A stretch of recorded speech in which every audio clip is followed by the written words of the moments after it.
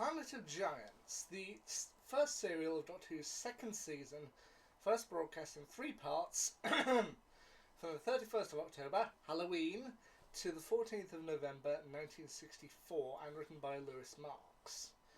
The Doctor, played once again by William Hartnell, and his companion Susan Foreman, played by Carol Ann Ford, Ian Chesterton, played by William Russell, and Barbara Wright, played by Jacqueline Hill, end up back on Earth in the 1960s. Which is pretty much where they've been trying to get back to ever since their first adventure, An Unearthly Child, in 1963. However, it's not all plain sailing. As while rematerialising, the TARDIS doors unexpectedly open, causing a disruption, which results in, when they land, a TARDIS crew only being 8 inches tall. The TARDIS has shrunk, and they have shrunk with it. So it's up to them to try and find a way to get themselves back to normal size. However, it's not all plain sailing from there either, as they also discover in the process a murder. They've landed at a house where a group of scientists are working on a new insecticide called DN6, which will seemingly kill any insect that comes into contact with it. In fact, it's presumed to kill pretty much any living thing. Now, a civil servant named Arnold Farrow, played by Frank Crawshaw, he has discovered the damage that DN6 can do, and so he plans to reveal it to the authorities to stop the experiments going forward.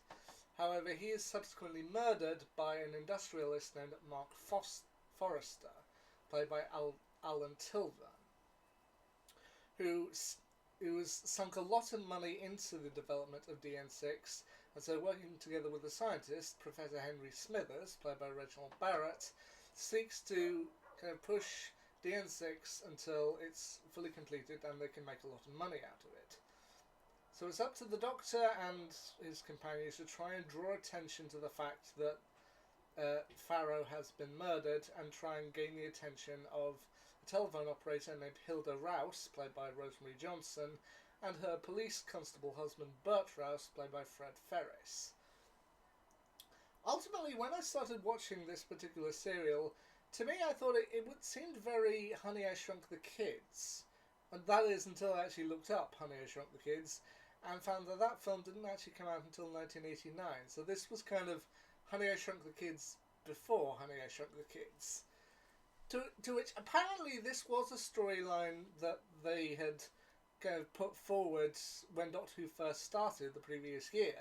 However, it was shelved away because, as I've stated before, Doctor Who at the start was meant to be fairly educational, with science and history stories. This was deemed a little bit too much science fiction, so they shelved it away. But by the time season 2 came around, the sci-fi elements had actually saved Doctor Who, and so the show ultimately changing, they decided to reinsert this. It had originally been intended of them just wandering around the lab, presumably one of the science labs at Coal Hill School, but ultimately things changed, and that's how the story ended up the way it did. It was also decided that this wasn't possibly grand enough to be stretched into a 4-part story, so they ultimately decided to keep it to 3 parts, and they did a much grander story in the next story, which was the Dalek Invasion of Earth, which is still, I think, my personal favourite William Hartnell Doctor Who story. But for the first story of season 2, I'd say that this is a pretty decent story. I mean, it's got the kind of cutesy elements, and I will admit, I'm a little bit curious as to how they did some of the effects when they're down smaller, like William Hartnell and Carol Ann Ford climbing up through a plug hole. I honestly thought that the way they did that made it look fairly impressive. And honestly, I think this is a story, I can't honestly say it's the best, but I'd say it's a good one and people should check it out. I mean, especially if you're a fan of the later, as I said, Honey, I Shrunk the Kids films, I think this might just satisfy a small need for you. As I say, it's only 3 parts long, but definitely check it out for yourself. This is a story that I think you'll get some enjoyment out of. Also, with the way they did some of the effects, especially with the smaller insects, I actually thought this was a pretty good one. What are your thoughts on the story Planet of Giants? Let me know down below in the comments. Anyway, the last First Doctor story that I have to review, I did previously the Aztecs, now I've done Planet of Giants. The next one to come up for me is the last William Hartnell's story I need to review, which is The Web Planet.